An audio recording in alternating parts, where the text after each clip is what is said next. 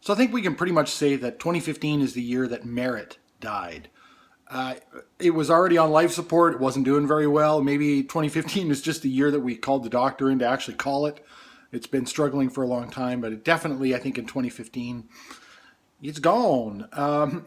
And you'll see what I mean, I think, in a minute here. I was also watching a Vernaculus clip today, and in it he said something that really rang true to me, and that is feminism is the patriarchy. And of course, he's referring to modern feminism, and what he's referring to by the patriarchy is not that it's the definitive patriarchy, but it has wrested control from, if it had it before the patriarchy. Certainly modern feminism has the power now, and it is always interesting to me to listen to the people who have the voice and have the power cry and whine about not having a voice and not having any power. In Vernaculus video, he was referring specifically to the University of York and their initially recognizing International Men's Day and then succumbing to the pressures of feminists and withdrawing their support for International Men's Day, a day that's one day of the year that is actually centered around focusing on men's issues and difficulties that they may face. And the feminist groups at the campus basically said that this hampered their quest for equality, focusing on any kind of men's issues. And I'll read you a little bit of the letter from the University of York addressing the criticism that they received over recognizing International Men's Day, lest you would think that these feminists actually have as little power as they claim to have. The following is a response to an open letter sent to the university regarding an article published advising our intentions to mark International Men's Day, November 19th, 2015. We are so sorry that this has caused unhappiness for some members of the university community who felt that the statement was inappropriate and should never have been issued. So we're concerned about the unhappiness created by that, but of course, obviously, they would have to know that this letter would be creating some unhappiness also, that people who were excited or happy about the focus on International Men's Day are going to now be unhappy. Apparently that doesn't matter, right? If we're concerned about the members of the university's happiness, we would have to acknowledge that we're making some people unhappy. It's who we're making unhappy then that becomes important. This is why the response is being issued, right? The intention was to draw attention to some of the issues that men tell us they encounter, and to follow this up by highlighting in particular the availability of mental health and welfare support, which we know men are sometimes reluctant to access. What awful intentions, right? And if that is your intentions, then I think you should stand by obviously acknowledging International Men's Day and making those resources available to men who, as they say, might otherwise be reluctant to access them. There's nothing to withdraw here. There's nothing here that harms women. The Equality and Diversity Committee, right. I'm sure that's aptly named. The Equality and Diversity Committee is clear that the main focus of gender equality work should continue to be on the inequalities faced by women.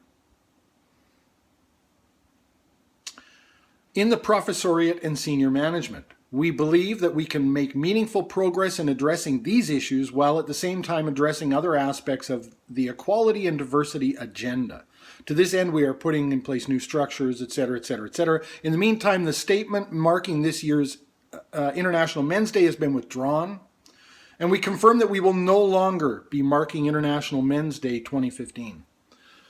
There's equality for you. And, you know, they're talking about the professoriate and senior management inequalities that exist, gender inequalities, of course. And, you know, this to me is much the same as the Prime Minister of Canada, Justin Trudeau, saying that he's going to have a equal 50-50 gender split in his cabinet, which he did. He did do that. What about merit? So that's the important thing, is to have 50% penis and 50% vagina. That's what's important, because 2015, as Justin Trudeau said. And keep in mind, I wouldn't be upset or would even care if it was 80% vagina cabinet.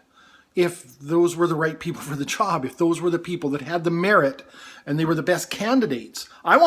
Listen, I pay a lot of taxes. I want the best candidate. I want the most qualified, best candidate for the job. And if that means that it's a cabinet full of women, so be it. I don't care. I care about the credentials of the person there. And so again, 2015 is the year that merit died. We don't care about merit anymore. And we actually don't really care about equality anymore. I'm an individualist. So what that means is I care about the individual, the person. I don't care about their race. I don't care about their gender. I don't care about their sexual preferences. I don't care about their caste or their social status. I care about people. You can show me who you are. When we meet, you let me know who you are, and I will accept you or reject you based on how you conduct yourself to me as a human being. The rest of it is unimportant to me, as it should be. As another YouTuber, Francis, has said recently, the best I can offer you is my indifference to those arbitrary characteristics. Of course, those operating under identity politics will not offer you such a consideration. They will have decided many things about you from across a field before ever engaging with you. What I find interesting, and I've said this before, but I think it bears repeating, is that equality and the search to sort of eradicate prejudice and discrimination is focused around the idea that you can't judge a person by these arbitrary characteristics of race and gender and social caste and all that. The great Martin Luther King, that was one of his primary platforms. It's one of the quotes that we hear most often from him, to judge a man by the content of his character, not the color of his skin. And that is the focus, I think, really, when it comes to discrimination and prejudice. Why are you judging me based on these arbitrary characteristics and not who I am as a human being? Then we seem to come full circle all the way around to identity politics, which is a far more invasive and microscopic focus on those arbitrary characteristics than was ever dreamt of by the bigots and the hateful, oppressive, prejudicial discriminators of the past. This is a micro focus on, intersectionality is another one of them. And I understand the basic idea behind intersectionality, but it has gone off on a tangent. Elvis has left the building when it comes to intersectionality. I understand saying, hey, listen, you're more likely to be, if you're a member of several oppressed groups at the same time, you're likely to focus a exponential amount of oppression. I understand all that. But the problem is then that is the only focus. That becomes the only focus. And it's almost as though they don't want people to stop oppressing. They would have nothing to complain about.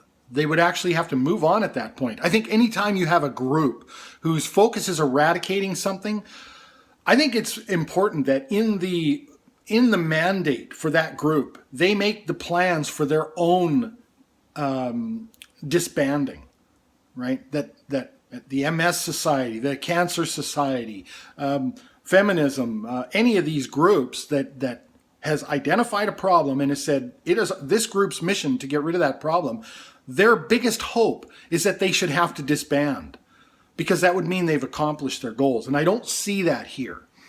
And so this microscopic focus on identity is the way in which they keep their need to exist alive. And I think that's why you end up with all this focus on microaggressions, because they need something.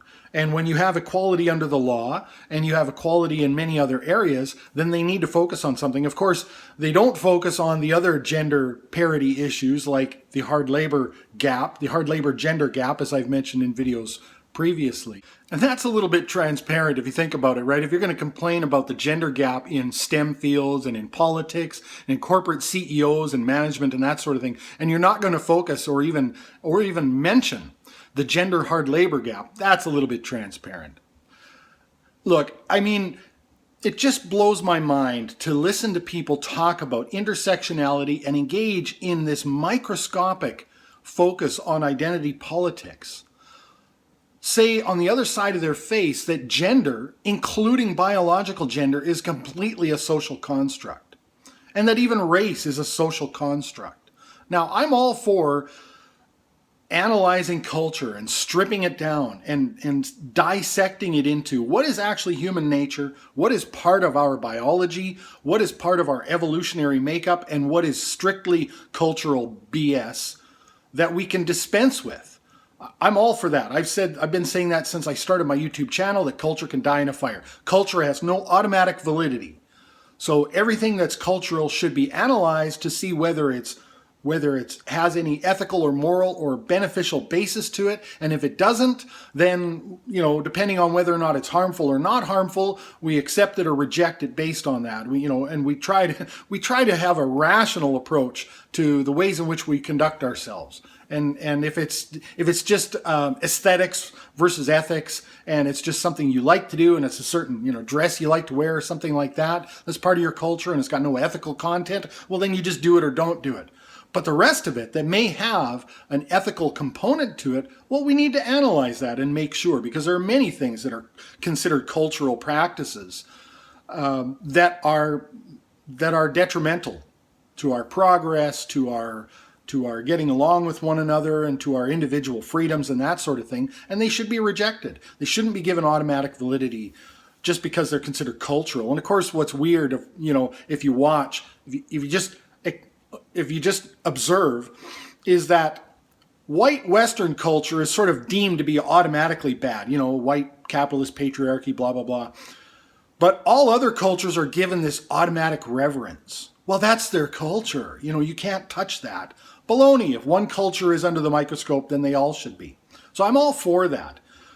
But this idea that culture is everything, and race is a cultural concept, and that gender is completely a cultural construction, but then to have a microscopic focus on race and on gender. You must have 50% representation in all these, the highfalutin aspects of our lives. Wait a minute. I thought gender was a social construct.